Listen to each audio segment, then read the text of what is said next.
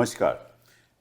In this episode of Dil Se, we're going to talk about the land of high passes, the Little Tibet, what's called Ladakh, a land of 59,000 square kilometers, and a land which has been ruled over the centuries. You had the Namgyals, which ruled between the 9th and the 19th centuries. The Namgyals fostered a syncretic culture between the Shias and the Buddhists. After that, the Dogras conquered it in 1834. And at the time of partition in 1947, Ladakh and Kargil were integrated, so to say, with Jammu and Kashmir. And they didn't like that, because that brought about the Kashmirization of this area. The Ladakhis felt that the kind of investment, the kind of economic development that was required to take place didn't take place. They didn't get enough allocation of resources. They were unhappy about that. And they wanted, in fact, publicly, and they stated so publicly, that they want to integrate with India. They don't want to be with Jammu and Kashmir. And naturally,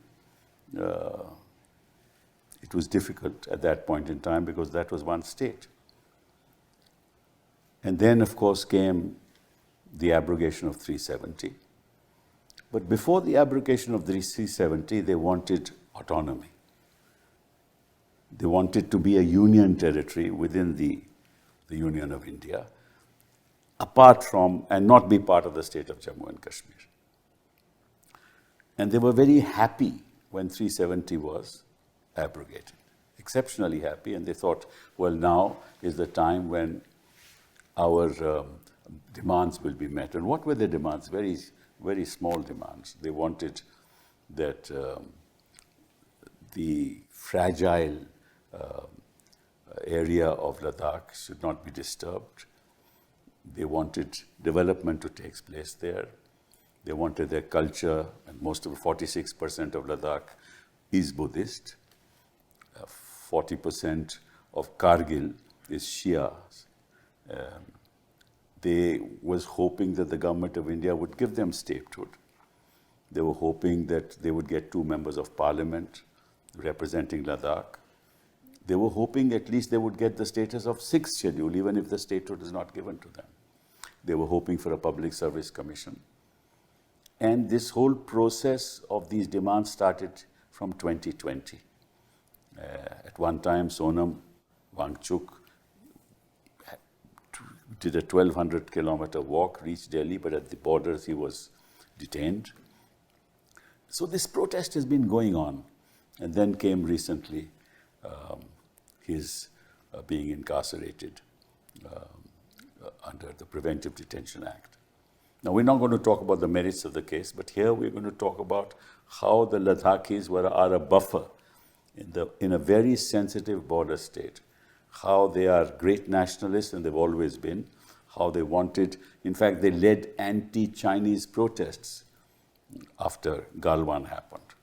So we're going to talk about Ladakh, its history, what's happening there, why are people unhappy, and what should be done, and what are the concerns of the Ladakhis. And we've got 3 extraordinary people to talk about that. I want to introduce Gitanjali Angmo.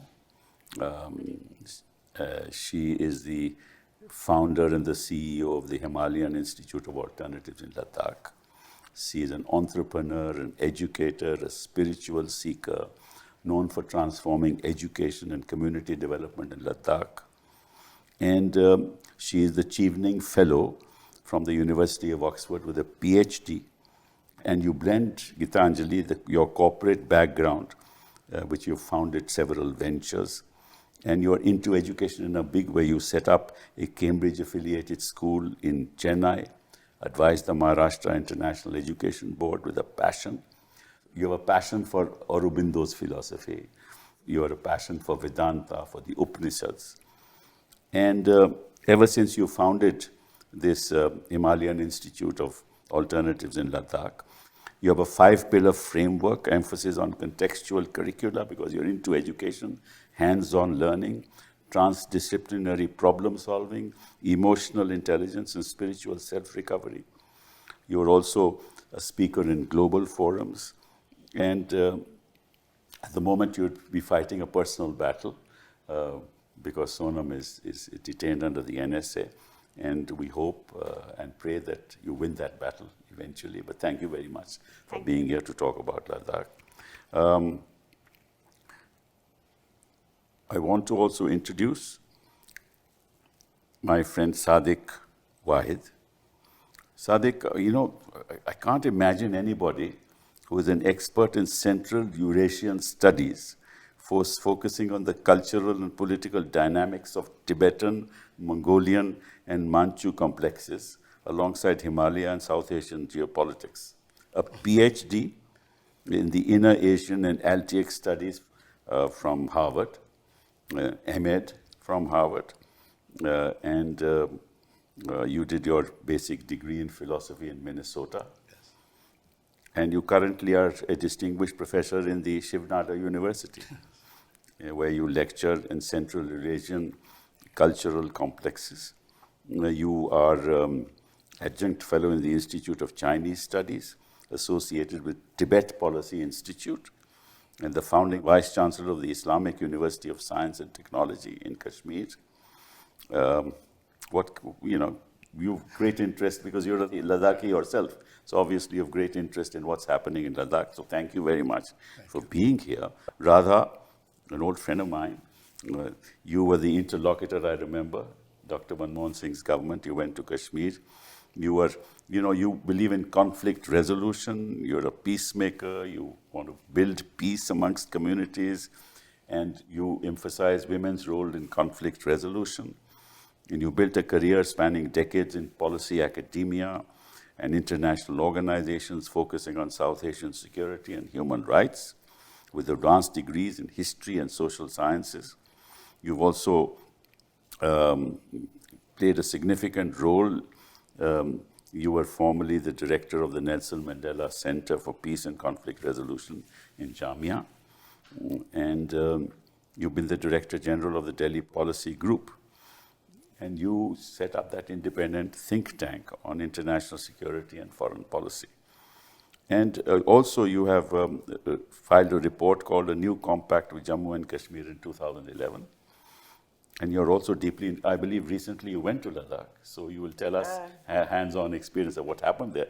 But let me start with you, Gitanjali. What do you think is happening in Ladakh and why this unrest? It is not unrest from Ladakh's point of view. Okay. It is just a reminder to the government to honor their promise. What are their promises? Based on which they won the last two elections, both the MP and the Hill Council elections, to grant legislature to Ladakh, be it as UT with legislature or statehood, and to grant it as the 6th schedule status, because 95% of the population is tribal in Ladakh. Okay. So when 370 was abrogated and Ladakh became a UT, as you said, everybody was happy. But when they read the fine print, it became evident that it was a UT without a legislature and without 6th schedule. So it is like opening it up for the wolves, because the... Why do you say wolves? Because when the fragile ecosystem like that is not protected, then the people who come from outside, they say in Ladakh, it's only the best of friends and the best of enemies that come. Oh, I see. Because it's such a difficult place. And it would also attract all kinds of wrong people who would want to make use of the resources. There is, we know, rare earth in the Tibetan plateau. There's a lot of lignite there, I believe. Yes, which is the future of AI and computing. And also the gigawatts of power that government wants to set up, for which they need thousands of acres of land. But this movement is not anti-development. 6th schedule is not anti-development. Generally, development is equal to destruction, as we have seen, be it in the northeast or the nature of development that's happening around. Yeah, generally, when what we environment. Yes. So what people of Ladakh want, and Sonam is their voice and their representative, is that this development should happen in a conscious manner. It should not, because a politician will look at it for his 5-term benefit, 5-year term. A businessman will look at it for his ROI. Yes. But it's the people there. ROI means return on investment. Return on investment. And then, but it's the people who have lived there for thousands of years and who are looking at generations to come. Because there are very beautiful community practices in Ladakh, like the Paspon, it is called, where there are families that stay together for generations, and they come together for the deaths or marriages. Then there is this Churpon, which the water is managed by the villagers themselves. I see. And the resources are not looked at to be exploited, but nature is looked upon as a mother. So you only take as much as you need. So what 6th schedule basically says and insists is that when policies are made, these practices have to be taken into consideration. And Sonam has been pioneering this through his initiative of SECMOL, and now both of us through this HIAL, Himalayan Institute of Alternatives, which is not a university which just gives you a certificate so that you go to Dubai or UK and get a job. Okay, we say that the success is if our students go back to their villages and make it smart and prosperous, because this is the Sri Aurobindo's way of development, which is, he had said that if India follows the European way of just urbanization, then we'll only be realizing 50 years later, as Europe has realized, that that is not the way.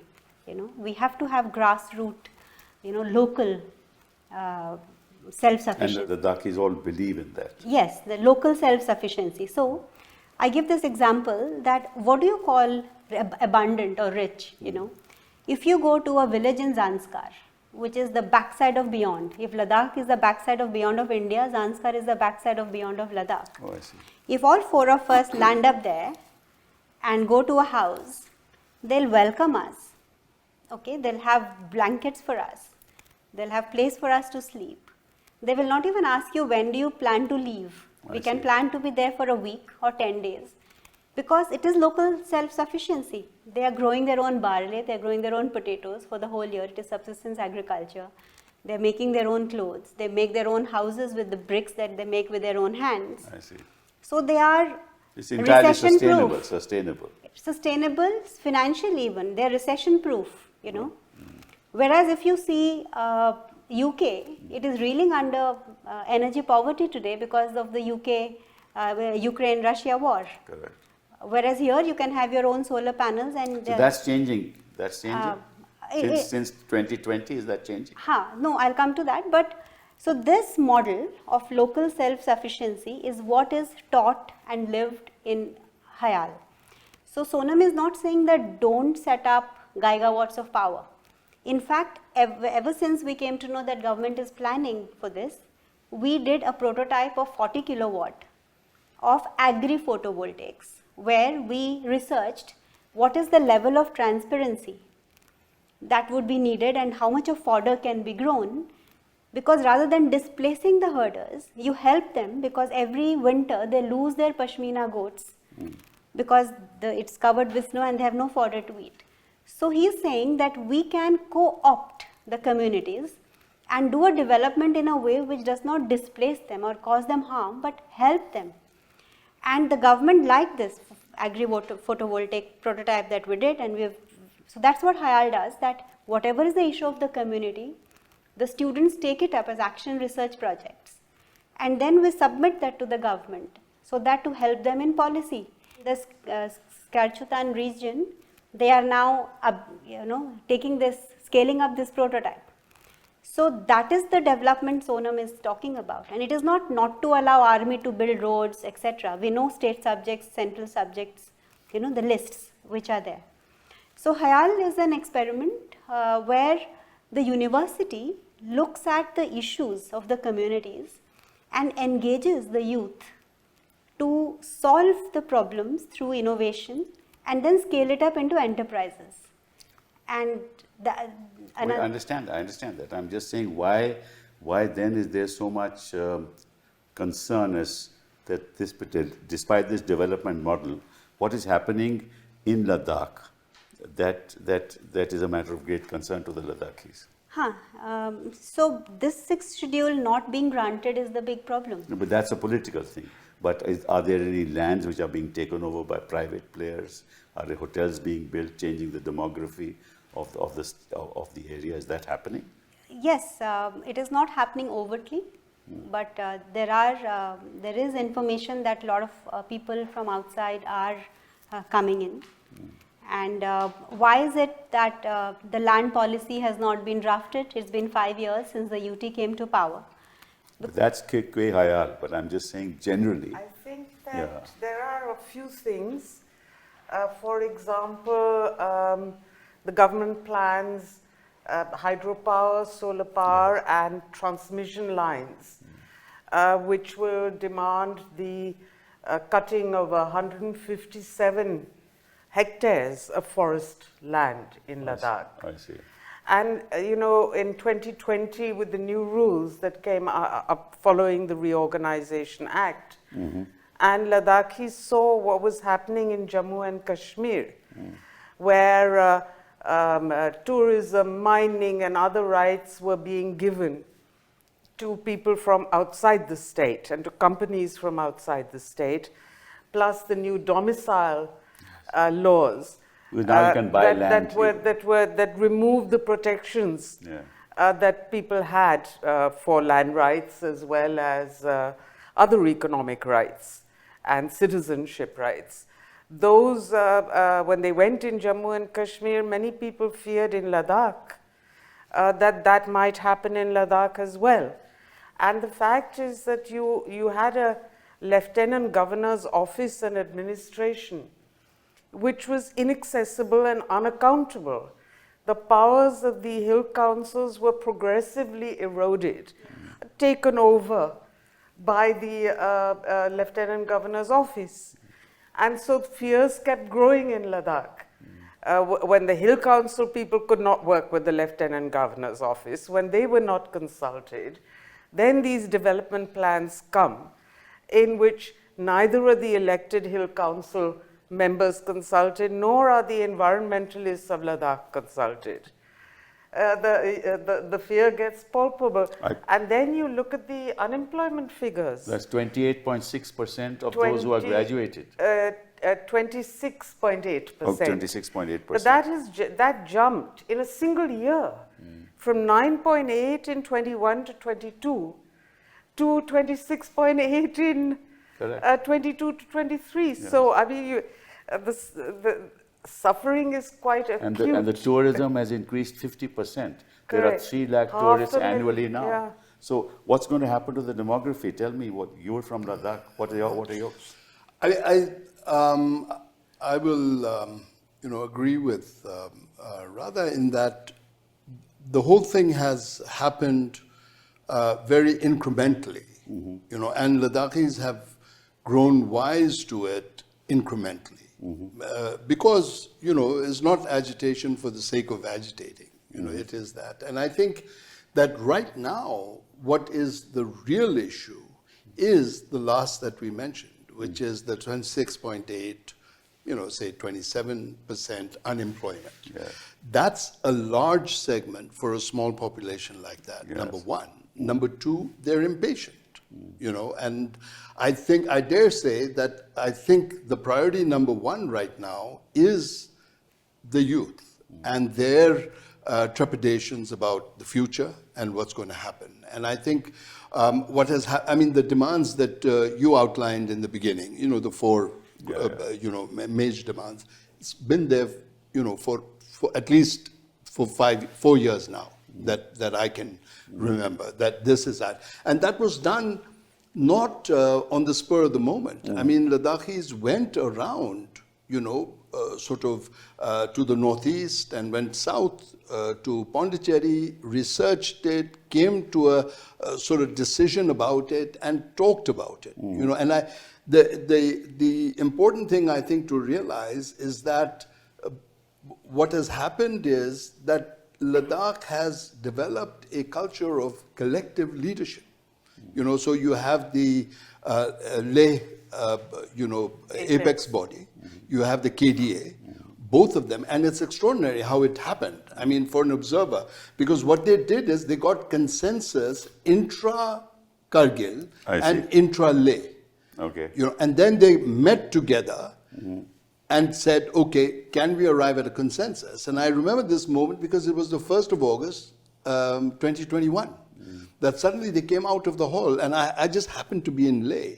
And somebody said, you know, Leh and Kargil have united. Yes, they did. And I was like, what? I mean, how did that happen? You know, and I think that that's a recognition of the dangers that they feel about their identity.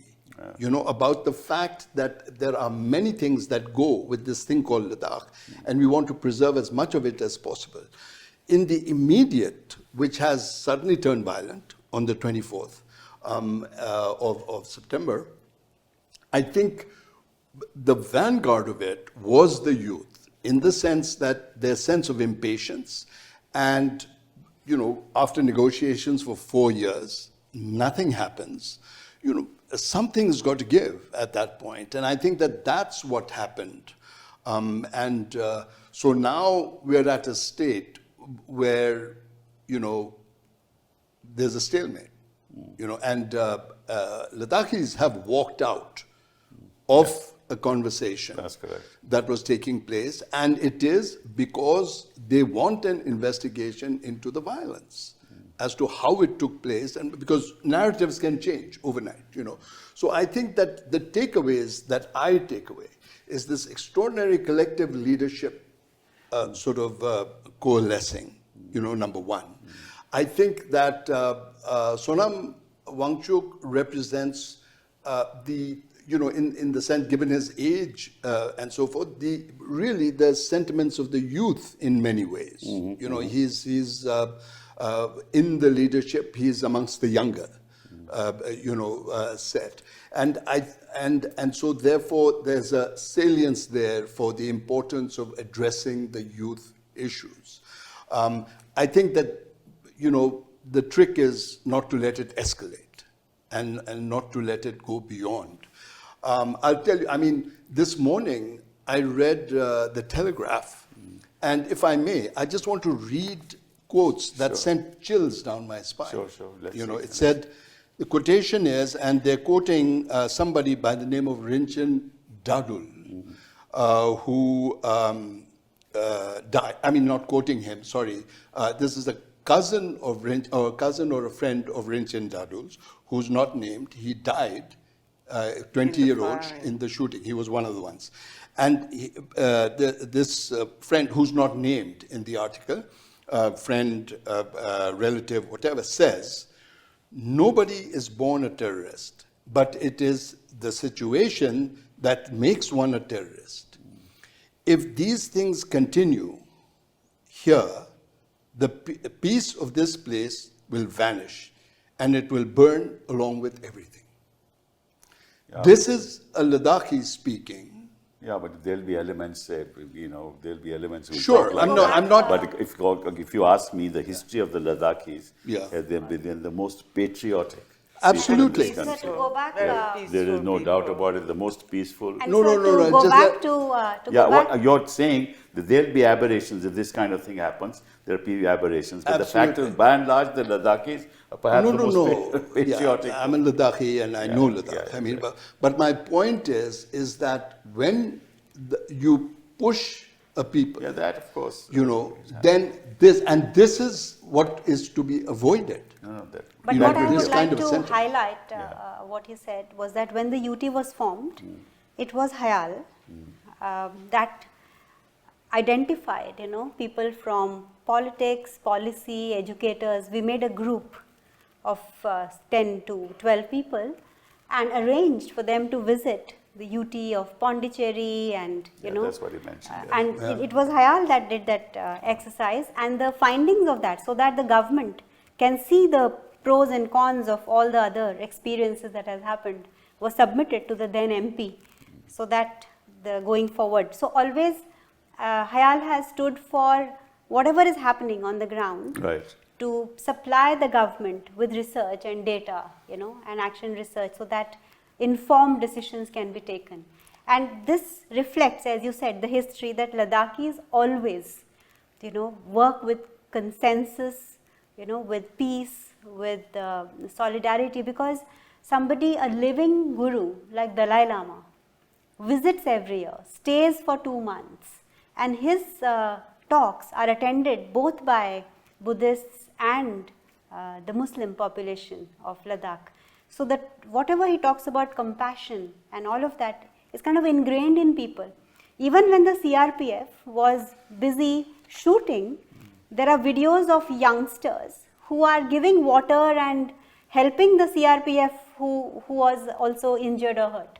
So that's the heart that we are talking about, which forgives and which is full of compassion, because we teach these kids, day in and day out, both SECMOL, where there are 14, 15-year-olds, and Art Institute, where they're in their early 20s.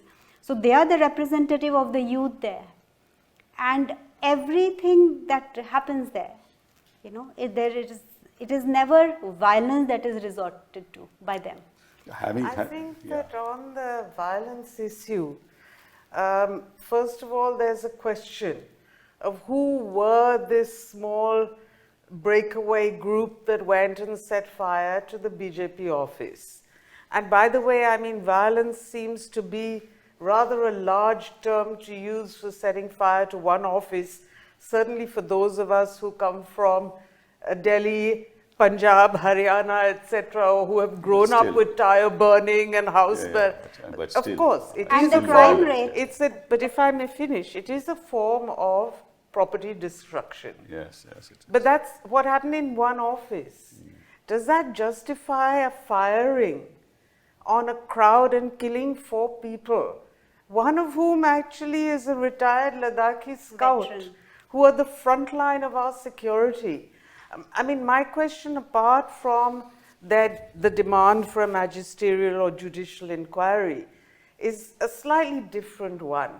Normally, when a member of the security forces is killed, you would have a show of solidarity from the security forces. Right. The funeral would have,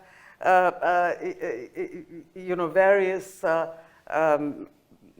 salutes of respect and so on. We have not heard or seen of this happening with this gentleman. The army in Ladakh has traditionally relied on public support. Yes. More than that, what we have seen is that every invasion that has come by way of either Kargil 1999, or the Chinese incursions, the warnings have never come from our intelligence, whether military or they have always come from local shepherds. That's correct. Now, the Ladakh Scouts was set up after a long battle of Ladakhis, saying, please, let us be the front line. Now, what are you doing? This relationship, this consensus, how much have you harmed it? And then you have the director of police making these really shocking accusations, saying, they wanted to incite and burn the whole of the country, the nation, that this, that. I mean, this is not the rhetoric or the language that you want a director of police or a commissioner of Ladakh to use at all, because what does it tell you? It not only tells you that they have absolutely no understanding of the ground reality, but they are willing to be extreme beyond belief. I mean, these are very extremist statements that they have made. Look at what the government of India's position is. They say that after August 5, 2019, we have invested 40,000 crores in Ladakh.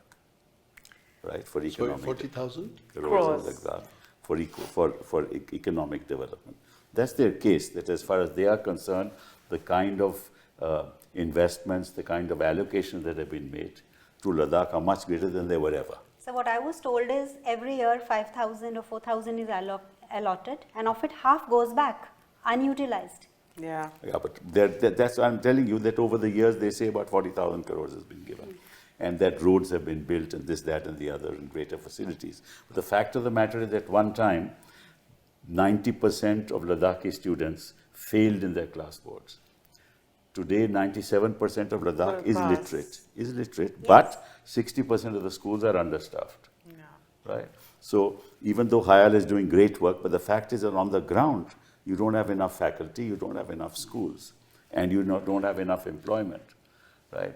And if you have people from outside coming into Ladakh, buying the land, right, where the Ladakhis' demand was that all employment should be based on domicile, namely that we should, 80% should be from Ladakh itself. That has changed because that policy is not there at all. It was 30% odd, but that's also changed. So if you're going to change the demography of a sensitive area, which is on the border, you're going to have problems. And so how do you deal with that? I mean, what should the government of India do to actually resolve these issues? Because you are on a border area where the line of actual control is abutting this area, both in China and Pakistan line of control. So you can't afford to have any kind of unrest. I totally agree, and I would say that begin first with releasing Mr. Wangchuk, And do just the to magisterial answer your judicial earlier inquiry. question. I'll shut up in a minute. And then you've had 9 rounds of talks with the Kargil Democratic Alliance and the Ladakh apex body. Now, you have to resolve this. There is absolutely no real argument against giving 6th schedule. It should be patently obvious that this is something that should be done. Statehood, I believe, is more complex, and we can come to that if you like later, because I believe that is connected to the Reorganization Act. And what it has to be connected to that. I think there's some immediate gains to be made, and then later. Amend, so that's an issue I would say is something that should be done together with Jammu and Kashmir. And I would really urge that the leaderships of Jammu and Kashmir and of the KDA and LAB start talking to each other on this, because a joint stand would be really difficult for anyone to resist. You were saying something, Gitanjali. No, I was going back to DSP's statement of blaming it on Sonam, when there is a video of Sonam condemning this violence, and in that video you can hear gunshots, and he says that my peaceful measures have failed. He broke the fast. And I break the fast because if this is leading to this violence, then I break the fast. And then to blame it on him. It is, the whole country, I think, knows that it is not the truth, and that he always followed this peaceful path. But yeah. Well, with peaceful people following peaceful paths, there should be no room for violence at all. And it's unfortunate that it happened. But anyway, the other aspect that I'm concerned about is that 3% of global glaciers are in Ladakh. 3% of global glaciers. And 20 to 30% ice loss is going to take place by 2050. There have been flash floods in 2023. 20 people were killed. Water scarcity affects 80% of the villages. And this mining activity is going to result in pollution, and ecotourism is not going to help. So I think this is a pristine area that needs to be preserved. So what are your thoughts on that? So we've been working on glaciers, building artificial glaciers, but also working on GLOFs, the glacial lake outburst. And when glaciers recede and climate change happens, it is predicted that there would be more rains. This year saw to a region which used to have about 100 mm of rains per year. There was 100 mm of rain per day this time. Oh, I see. So that's another research that Sonam was leading at Hayal, that how do you retain water when glaciers recede and there's more rainfall. So through these artificial glaciers, we've been afforestating the valleys. I see. Through a lot of ram pumps and other techniques. So that right now the flash floods, as you said, happen because there are no trees.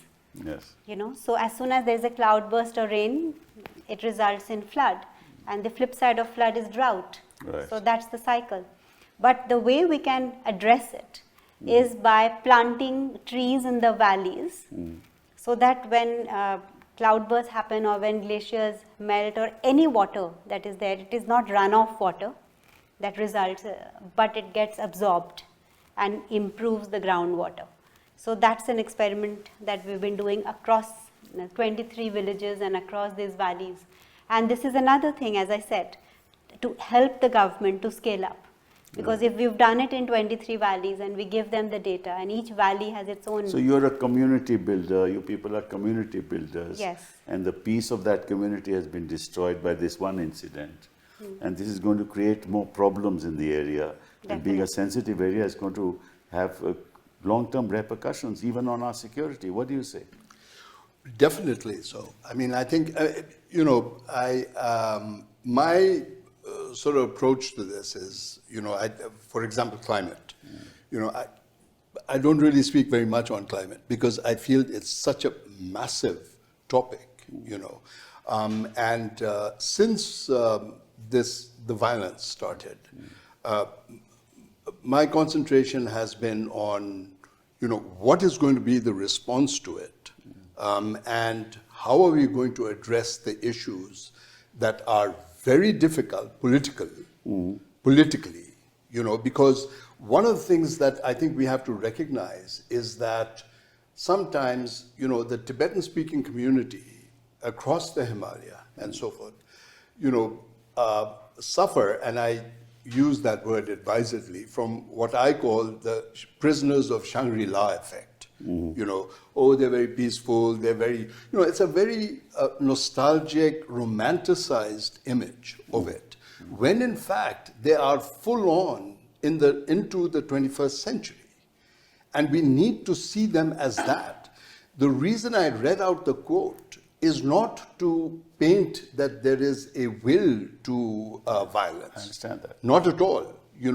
What it is that there is a statement.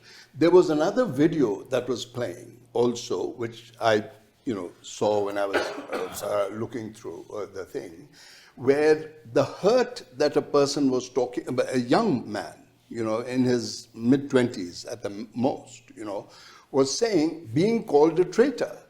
He said, how dare they call us a traitor? That's true. Because and then he was the one who says that even if it's the BJP office, I condemn the violence of going and burning it. Right. So sentiments are there. I think we have to wake up to see the society for what it is. Ladakhis are not without problems.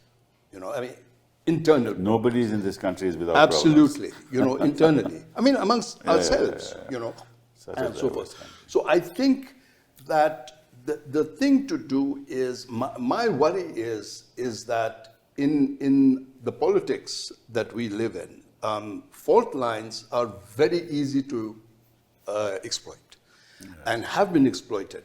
One of the things that I'm very proud about is how the unity between Kargil and Leh has held through, because like I said, 1st of August, 2021 and up to now, I don't know how many times I've heard about an attempt to break it, to break this unity.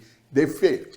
In fact, they solved the problem by, again, collective leadership meeting regarding a Buddhist temple that was going to be built in Kargil town since 1969. I see. They got together after the unity and resolved the problem. They said, here's the thing for the temple. We suggest that since it's in Kargil town and there are no Buddhists in Kargil town, why don't you turn it into a guest house? I see. For Ladakhis who are going through, who can stay there, Buddhist, Muslim, I don't think that there was a distinction there, and gave them some other land in order to build a monastery if they wanted, as big as possible. And, this happened literally a year and a half ago or something like that. They just had a chat.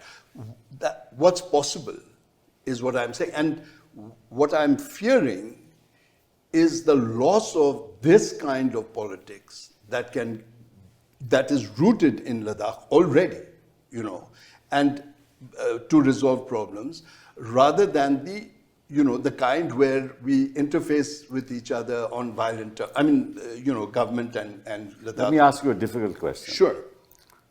Which is that when 5th of August 370 was abrogated, I think a statement was made by the Chinese. Yeah. Right? What impact did that have? Do you think the build-up on the other side of Ladakh, because this As a direct result of it. Why do you say that? I say that because, What was the statement? Do you remember? The statement was on the 5th of August, this happened on the 6th of August, and I don't remember whether it was Beijing or the embassy here, made a statement and said, now we are directly involved in the Jammu and Kashmir dispute. Why do you think they said that? I'm sorry? Why do you think they said that? Well, because what it had is the effect of joining the LAC and the LOC I see. together. And we know for the last 12 years, at least, if not 15, that China and, Beijing and Islamabad have been cozying up very closely. So much so, that... So therefore, much greater necessity now to have peace and tranquility. Absolutely. And have the people on our side. That's Very the much. point. That's the Yes. point. But not that I see Ladakhis, No, of course suddenly not. Of flipping. course. Of course. It's not going to happen. But the point is, like I was saying a little bit earlier, using confusion to control is not a good idea. It's not a good idea. And I think that, I think the present dispensation of the, BJP-led government has tended to do that, and because I was feeling very confused for a few days after 24th of September, because I didn't know what had happened, and you'd really feel stupid, because I'd just been to Ladakh. I saw sort of a sudden build-up of troops there happening, so I said, am I imagining or is it real? And Ladakhis who were in Ladakh, resident, said, no, it's been building up for the last month. So I said, so why? And they had no idea. Anyway, let me talk about corruption. Is there any corruption in Ladakh? Can you tell me if there is any corruption? Yeah, so this whole UT that has come in, and why a greater need for 6th schedule and legislature is because, like for instance, I've been in Ladakh now for more than 8 years. And it's only now that the intricacies of, as I said, the community practices and all, I'm beginning to understand. But in the last 5 years, this is the 3rd governor, in 5 years. So there's a governor on an average for a year and a half. And with no understanding of Ladakh, and the commissioners also who come from outside have no understanding of Ladakh. They set up sewerage treatment plants, or they do, these kinds of decisions, which they just cut copy pasting from the plains, without any sensitivity to a trans-Himalayan high altitude cold desert, which is, ranges between -30 and +30. So they are just using their past knowledge and translating it there without adapting that knowledge. So that's one problem. And the second is that Ladakh did not know of any crime or violence. I see. We left our houses It open. knew of corruption? No, I'm coming to corruption as well. Okay. So the first is understanding of Ladakh and the policies that you are making, out of your hats. The second is we used to leave our houses open all the time. Even in the market, you just don't lock your car. There is almost zero crime rate. And then now we see gradually that also increasing. And third, I am told, is that some 5 or 8 years ago, corruption was unknown to Ladakhis leaders, like was crime. But we know of instances, and I would not like to name the officials, that the commissioners and all who were placed there are instances of huge corruption of practices that they followed, because of which they've been being transferred out as quick as they come in. So many commissioners, so many governors in the last 5 years. And that's not what a place like that, which has become a UT for, after having fought for 75 years, deserves, where there's no understanding of policy, no understanding of the local practices, and you're bringing in wrong practices like corruption to an otherwise,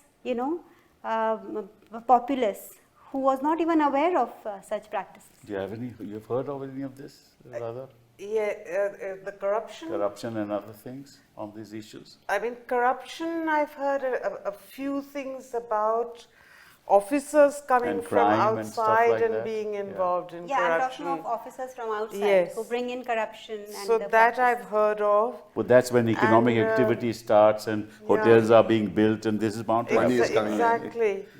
And some levels of domestic crime rising I've heard of, but I don't know the facts and figures. But if I may shift the conversation Yeah. slightly, Sure. because the wonderful unity between Kargil and Leh, Right. which as Sadiq has pointed out is something relatively new. And I would say it might stem from the fact that it was amicably agreed to create 2 hill councils out of the first, the original was Ladakh Hill Council in 95. Right. 2003, because of the size of Ladakh and the cultural differences as well as political differences. The one council was not able to work. Right. And but they agreed together to create these 2 councils, and then I think that laid the ground for better relationships to develop Well, between. Actually, just a slight correction, You would- and that is that it was always meant to be 2 councils, Hill Council for Leh and Hill Council for Kargil districts. What happened is that Kargil was, let me say, skeptical about it and held back and didn't take ownership of the Hill Council. And then later on, they were convinced, I think largely by Leh's experience, that this is something that they had to do. It wasn't the 2 agreeing to it. There were always meant to be 2 Hill Councils for the 2 regions.